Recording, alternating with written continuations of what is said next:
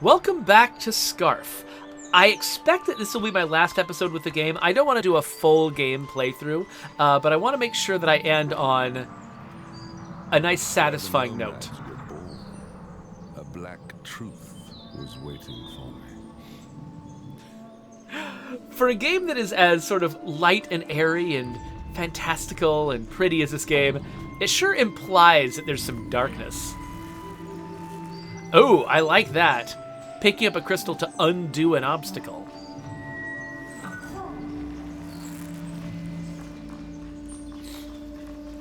And now we've got another light puzzle. So yeah, notice this light puzzle is identical pretty much to the one in the other space.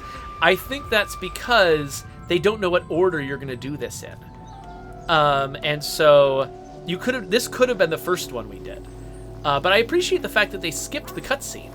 That sort of highlights what happens. Oh, wait.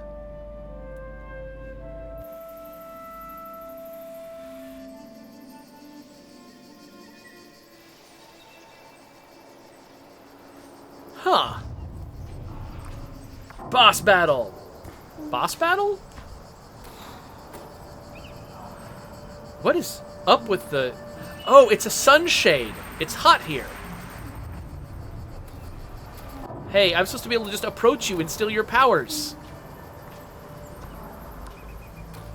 Do I need to get in the... Oh, I can't turn. All I'm doing is moving forward. I actually have very limited control right now. I can stop, but I can't turn. I can't, like, strategically get into the shade. It looks like my scarf is turning to ash. Okay, the shade is not actually important, it looks like. That's multiple mechanics, actually, where it feels like getting into the shade should be a meaningful choice I can make. But then it doesn't work out that way.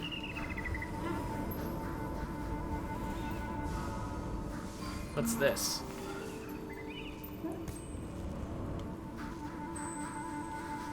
Here you go. It says I should hit Y. Do I need to drop this thing before I hit Y? No.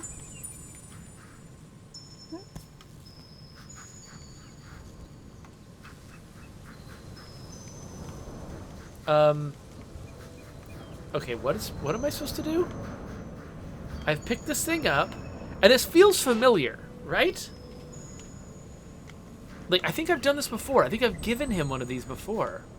But I'm pushing the Y button, and nothing's happening. I can't exit. Oh crap, have I run into a bug?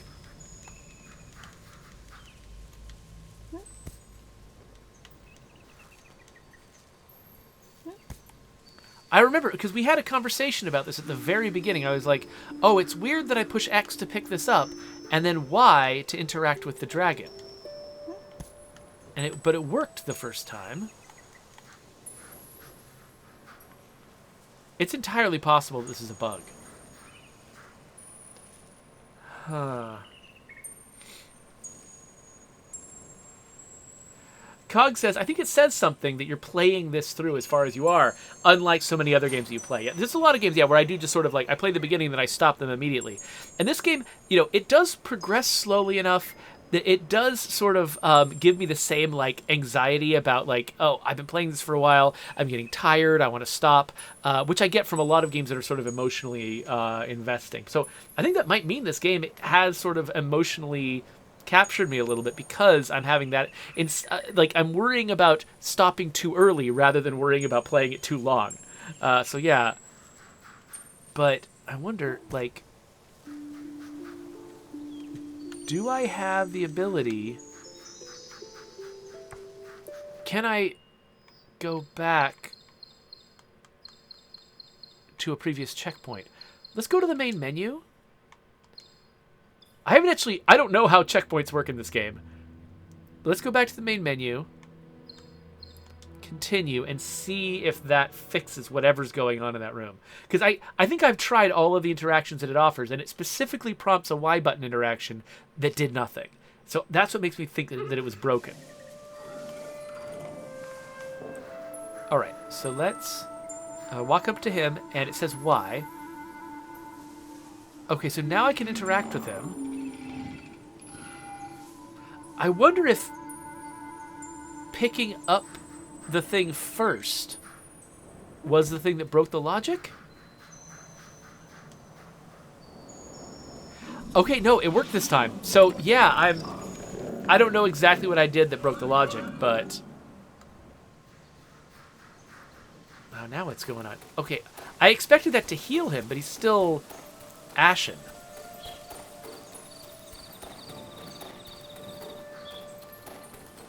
Man, my footstep sounds are uncanny. Like, they're echoing weirdly for a space that's this open. Like, they sound like I'm doing them in a cathedral.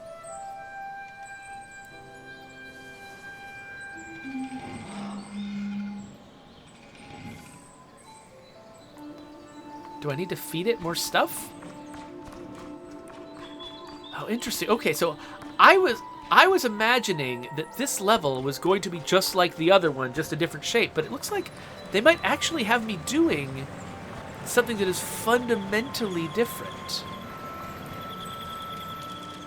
In that I don't have my scarf abilities in this space, and I have to try to find ways to solve problems without them. Come on. Ah! There. I needed to find the right angle to prompt that thing. But yeah, here's something I can do without my scarf. Oh, are there multiple sockets? That didn't seem like that did anything. Okay, here's another thing to feed him. Or her? It occurs to me, actually, oh yeah, it's a her. That's right. My character speaks in the voiceover with a male voice. What am I doing? I can't double jump. What is wrong with me? I can't double jump without the scarf, but I can jump. I should have jumped. What the heck is wrong with me? Okay. Yeah, my character speaks with a male voice, but the dragon speaks with a female voice. So it's a her. Jump! Yay. Got it. I'm glad that they are as forgiving with that as they are. Okay, so I also can't jump holding this thing. It doesn't look like it's that heavy. I feel like I should be able to jump, but you never know. This could be like a little tiny neutron star. It's just really, really dense. Here you go. Eat more souls. Typed Metal asks, what would you say is the game that you play to just relax and unwind? So it varies a lot over time. I do still, like... I do tend to be sort of like a gaming omnivore. And I not omnivore. Omnivore suggests I play literally everything. And, like I said, like, for instance, Yakuza is a game I don't get into. But, I play a lot of different things over time. And so, right now... I've been playing, when I just need to unwind, I've been playing Vampire Survivors. And I've also been just running around in the open world of Dying Light 2 and just doing sort of like open world stuff, collecting resources, that sort of thing. Figuring that when I actually, get serious about trying to progress Dying Light 2, it'll help me to have a lot of extra resources. So I'll just goof around in that game to entertain myself. Just prior to this particular time, though, I was playing a lot of FTL. In my spare time, I play that on my iPad, and so that was a lot of fun. It's an old favorite that I used to play back when it was new a lot, and I just picked it up again, and I'm so close. I think I've got one more ship that I have not beaten the game with yet, so I should actually go back and just get the last thing. All right, so good. I was hoping I could walk through puddles. Hop. Oh, wait. Can I get up here? Yes. Okay, good. So, Cogs points out that I don't play racing games. Not very much. So, historically, there have been racing games that I have gotten super into. I was a huge Burnout player when Burnout was kind of a hot new thing. And I really liked Split Second. While that was new, but I haven't found a racing game recently that really grabbed me. I think it might partly just be there's so many other games I'm trying to play, and racing games tend to be a lot of like similar experiences, and you have to do all of them in order to progress. And it just sort of like, it starts to run together after a little while, and I don't get into it long term. But I can enjoy one in the short term. But I do tend to like the more sort of like action movie-ish type tuning of racing games. And a lot of modern racing games are much more Forza Gran Turismo-y. They're more simulation-y, and that just isn't my vibe. I like, you know, power sliding around corners and that sort of thing, and having that be a consciously supported part of the game, which is more like Burnout and Split Second. And there really hasn't been. I mean, Forza Horizon is probably the closest to like Burnout Paradise, but not quite. I really enjoy driving games that have like solid damage models on the car, you know, and really exploring those. And the games with like all of the, you know, licensed vehicles like Forza tend to actually have really solid limits on how much they are allowed to damage the vehicles. Like the you know, people who own the rights to the sort of the image of the vehicles are like, no, don't show someone wrecking our vehicles. That's not great. And so they have to really limit how damaged the vehicles can get, which kind of takes some of the fun out of it for me. Oh, that's right. Radithcore points out that I did play that Hot Wheels racing game with Milo a few times, that was much more about Milo's interest in the game than it was about my interest in the game. Milo does like driving a lot.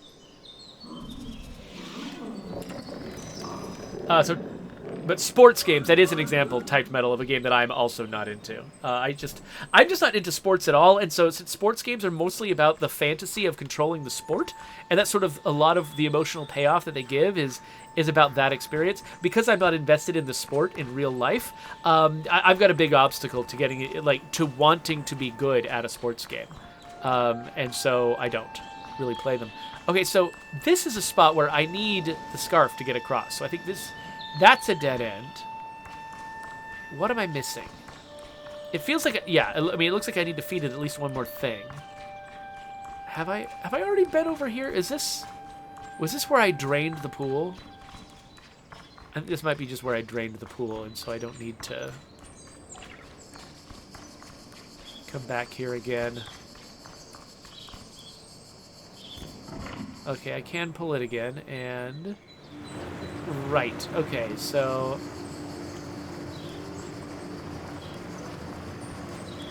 So I can fill that back up again. I don't know if that has value. Because, okay, yeah, so these... Oh, interesting. Oh, wait a minute. Okay, so these flowers are the route across to that destination. But there's a second lever it looks like I need to pull in order to fill up the pool the rest of the way. And that second lever is bridged by a scarf swing. And so, yeah, so I think there must be on this side, there must be one more thing I can feed to my scarf to heal it. And then once I've done that, I can cross that gap and get to the end. So let's look around a little bit more, because I don't think I've explored the level all that thoroughly yet. Now, it could be that actually the remaining food item is actually under the pool, and I just missed it the first time, and I'll have to drain the pool again to get it. I don't think so. I feel like I would have noticed it while I was down there, but who knows. Plaguebag says, not proud, but my relaxing games are the Lego games. Oh, there's nothing to be... It's never... What games relax you is never anything to be ashamed of. A lot of the Lego games don't quite work for me. They tend to be a little bit overcomplicated, especially for... Oh, there's the one. I see it now. They can sometimes be overcomplicated. Oh, wait. There's a socket. I wonder what that's for. Oh, I can't get up there yet. Okay, let's go grab that crystal. I think the socket I put it in is not the socket it was actually destined for.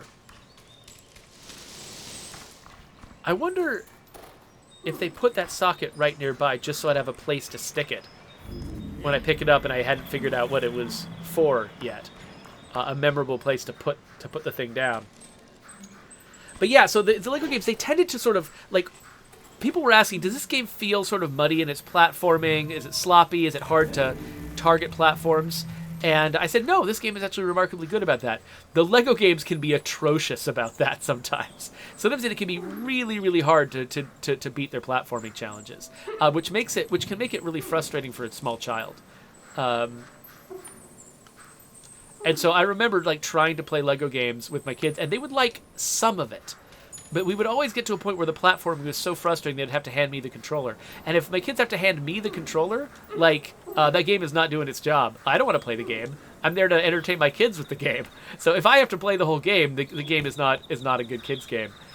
So there's some that are better than that or worse than that than others. And I'm not going to call out specific ones or anything, because there are some Lego games that I've really, truly enjoyed a lot. But they can get a little bit, ambitious to the point where it's hard for a small child to get into them. Typed Metal says, I really found the Ori games relaxing. So yeah, they certainly have got that like really beautiful aesthetic appeal that makes them makes that world just a fun place to be, and controlling the character feels really good. You can really get into like a nice flow state with that character. So yeah, that's a really good call out, though. I think the games that I tend to play when I'm relaxing tend to be specifically very highly replayable games. Like FTL, for instance, even after you've unlocked everything and beaten everything, each new game of that is still different, and you can still play it eternally. Invisible Ink was like that for me for a while. I could just keep playing it forever. I really like games like that. And so XCOM has been that way for me before, where it's just like I just wanted to why? I just really wanted to just play it again and again and again, even though I'd already beaten it. And so something like an open world game like Dying Light is good for that for me, because they often have activities you can do that don't matter to progression. You don't have to, they're not telling any story. You don't have to be emotionally invested. You can be distracted by other things and still enjoy it. You can be thinking about something else while you're playing. Those are really good games for me to relax with. Because Ori is mostly about progressing the story, I think I probably wouldn't relax with Ori, because there's just not that much to do if you're not trying to focus on it and make progress.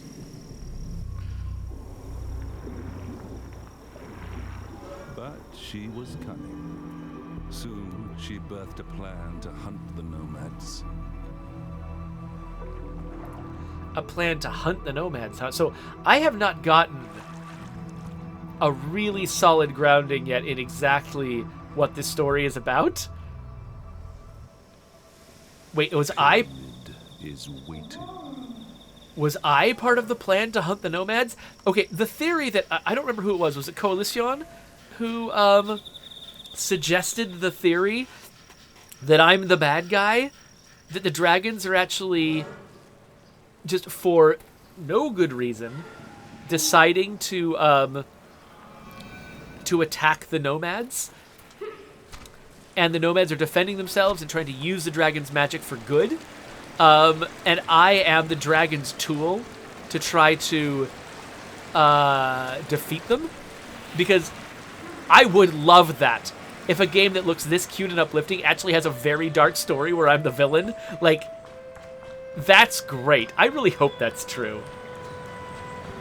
Oh, Micro Retro says, I play The Sims, and the hours simply disappear. And by the way, hi Jeffrey, I hope you're well. Hello, I hope you're well too, Micro Retro. It's been a while. And The Sims are a great example of the kind of replayable game that we're talking about here. Okay, so I just realized I went the wrong way. I am trying to cross the water on these flowers.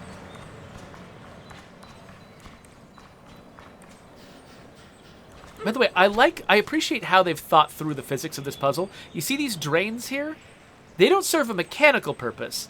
They serve a sort of a storytelling purpose, or like basically they justify how this works. That the reason why you have to turn on 2 switches to fill this pool is because the pool is constantly draining, and so in order to keep it at a certain height, you have to actually be feeding a certain amount of water into it. Actually, when I think about that, that actually still doesn't make sense. But whatever, they're trying, and I appreciate it. So they're at least explaining why, when you're constantly feeding water in, that's not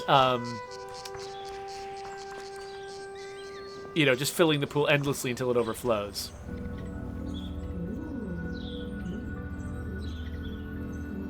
Dr. Lackenstein says, I played XCOM 2 so much that I started dreaming I was playing it and got no actual rest. I had to stop.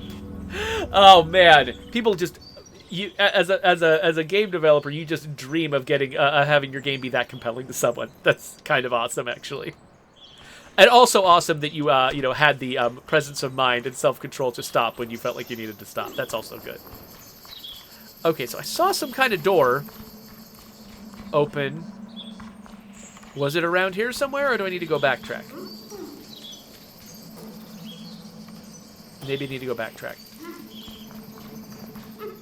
The last the last level opened up a different door when you completed it, and it dropped you off. But I guess this is such a small space that maybe you didn't need to do that. Maybe backtracking is exactly what I should do. Though, I mean, this is suggesting that I need to go through the area that, burned up my dragon before. So, I'm not sure that's a good plan.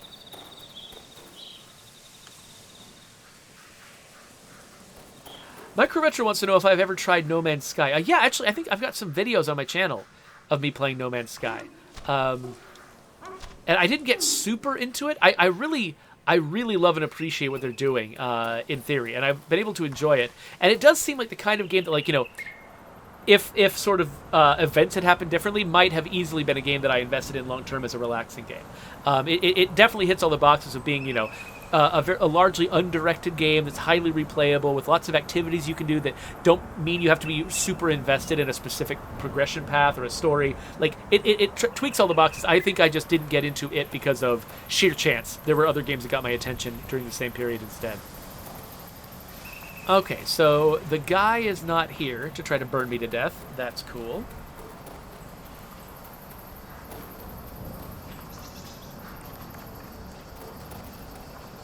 Huh, okay, I'm just checking to make sure. Okay, I got a buzz on my phone, but it's nothing I need to address right now, so that's good. All right. So yeah, I guess backtracking works this time, unless, oh wait, does it?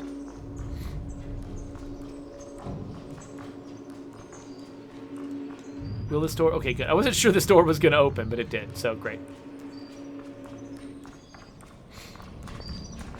Micro Retro says that they are shocked that No Man's Sky is now coming to the Switch. So is it coming to the Switch like they've actually made the scope of that world able to render on a Switch?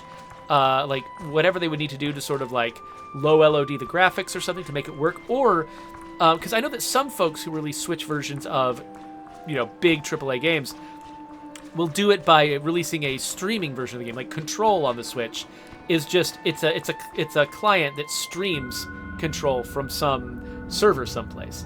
So I'm kind of curious how they pulled that off with No Man's Sky, whether it's that solution or if they really did scale the game's art and scope down to work on less powerful hardware.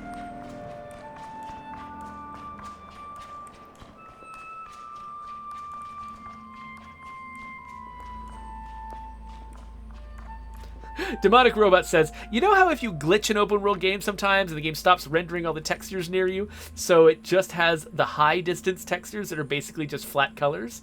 That's probably what it'll look like, LOL. I mean, possibly. I could see something like that being the case. I mean, that game's got an immense amount of variety in it. I could see them just scaling the variety back. But no, the thing is, no, I think part of the promise of No Man's Sky is that everyone is using the same seed for procedural generation. So theoretically, if you and I went to the same place, it would be generated the same way for both of us. So it's like we really are uncovering the same space together. So yeah, no, I think that you couldn't have... Yeah, no, I'm wrong. You couldn't have the variety or anything. Like you would need to basically render the same variety of locations on the Switch unless you were saying the Switch takes place in a different universe. So... yeah, to fulfill the promise of the game, you would have to match what's going on the other platforms. What? Oh, the guy. It's the guy.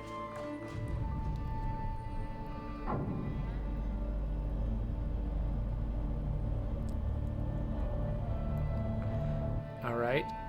So we got a boss battle? But it's a puzzle boss battle?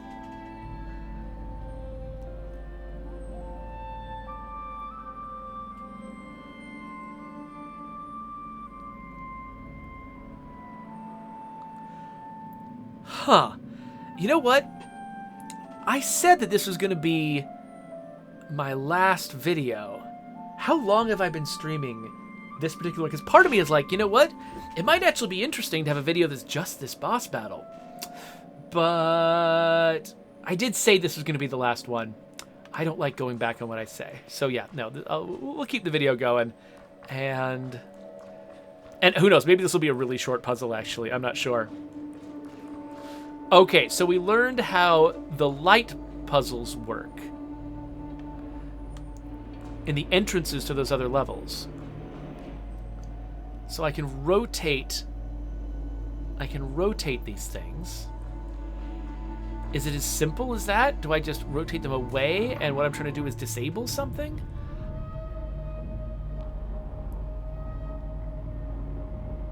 Maybe? Okay, so that lever both lowered this thing and rotated this thing. Now I've got a crystal over here, and I saw a crystal socket. I'm not sure what that does. Come on.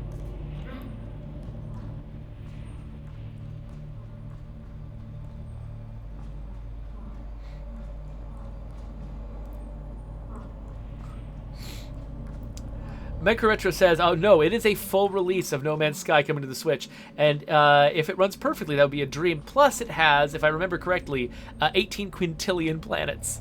Yeah, so it's interesting figuring out how to frame that, because does it have 18 quintillion planets if we haven't generated those planets yet? Or does it just have the potential to make 18 quintillion planets? But it actually has whatever number of planets we've already created as a player base. Okay, so like, am I really just trying to break stuff? Oh, okay, so these things lower when you disconnect them. Okay, so this is a one-way trip, I'm realizing. Like, I can't reconnect these because they only... Wait, how did this guy get them into this position in the first place? Like, if these things lower when you disconnect them from the light, how do you connect them to the light at the outset? That's weird. Let me grab this crystal, because I think it might be necessary on the other side.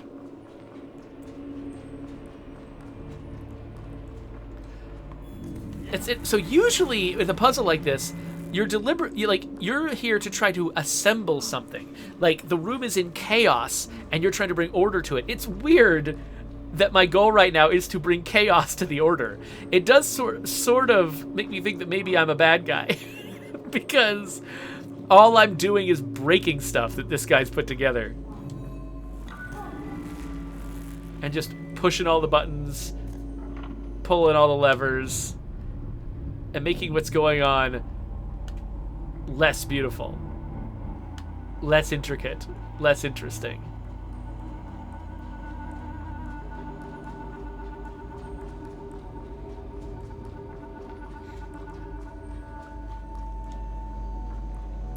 It's so funny, I started streaming today expecting that I was going to play multiple different games and clear a bunch of games off my plate. I did not intend to just keep playing Scarf the whole time. But that seems to be what I've done. I'm going to have to find an excuse to... I mean, I've got this backlog of games I want to play. I want to just blast through a bunch of them. It's kind of weird that I ended up deciding to spend hours playing this one. But I guess it's a testament to how compelling they've made their world. You know, it's like I want to solve these mysteries and, you know, strip these good people of their power and hope. And just leave them sorry husks sitting mournfully on the ground. Destroy! Alright, so this time I only got one of the little special collectibles.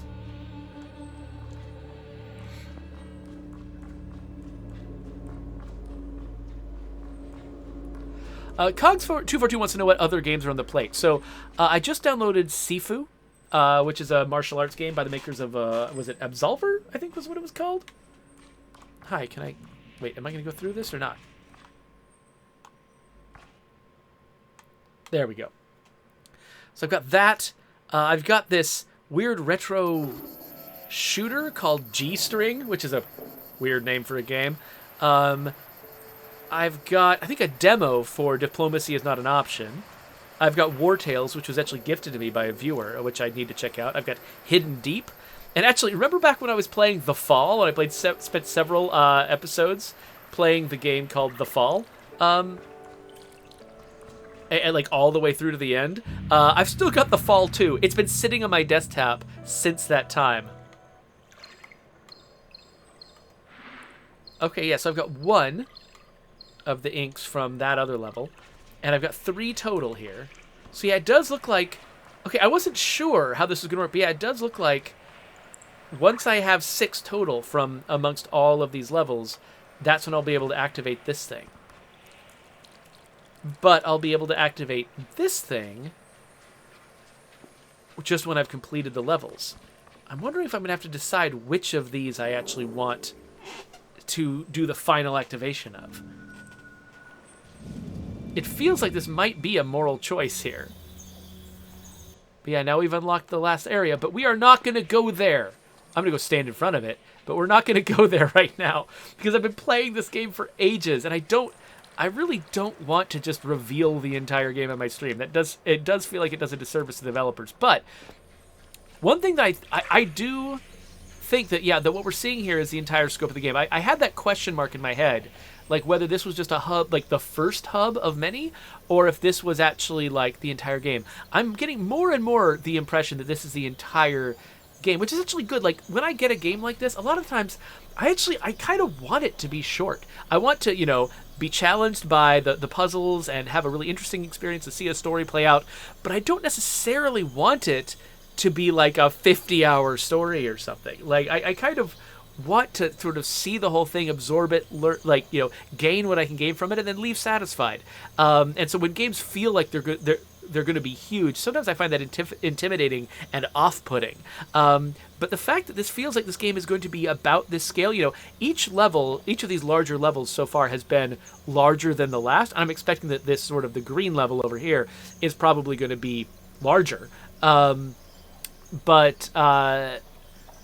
But yeah, no, but like this feels like a nice, actually appropriate, satisfying length for a game like this. So I'm happy with it. Like, they've made some really good choices putting this together. So we're not going to keep streaming this game, but if you're interested in seeing how this ends up and finding out whether my character really is the bad guy, I mean, this is probably worth checking out for yourself. It does, you know, I realize, you know, if you've watched this far, you've seen the solutions to a lot of these puzzles, but, you know, there's a lot of them in like kind of big open spaces. You probably forgot a few of them, and it does actually feel pretty good to sort of jump around as this character. So, you know, I'd still recommend it. If you enjoyed this, I'd recommend checking the game out and maybe even picking it up. Cog says that a review said that a full playthrough of this game takes about 5 hours. And again, that's a good amount of time for a game that I want to just, you know, I don't want it to be the only game that I play that month. I'd like, you know, there's some games that I just want to absorb it the way I'd absorb like a movie or a short TV miniseries or something like that, and then be done. And I'm always happy when game creators don't feel that obligation to make the game as long as possible, but instead are like, no, here is a satisfying, appropriately paced experience for you. Enjoy. It's beautiful, and you get to enjoy it. So yeah. So I think Scarf falls into that category. I've got a lot of appreciation for this game. So hey, developers out there of this game, whoever you are, I actually forgot the logo at the beginning of the game. It's been a long time. This game is great. I hope you're proud of yourselves. I hope that people are receiving it well, and I hope that you're, you know, seeing, you know, appropriate fruits for your labors. So let me see if there's anything else in the chat. La Coalición is saying that they're threatening me with Twitch channel points, and they're going to make me play a game sometime in the future. I'm very curious what that's going to be. Micro Retro says, "What is this game called again? I'll add it to my endless list of games to play." It's called Scarf. So yeah, and you can actually you should be able to see, if you're watching me live on Twitch, you should be able to actually see that in the information on the stream that I'm playing Scarf. if I did it right. Sometimes I mess up and I don't actually say properly what game I'm playing. But there you go. That is Scarf. So if you want to subscribe to my channel and see more weird, interesting games like this, do so. I'll put some links to other stuff that I've done over here. And yeah, hope to see you there.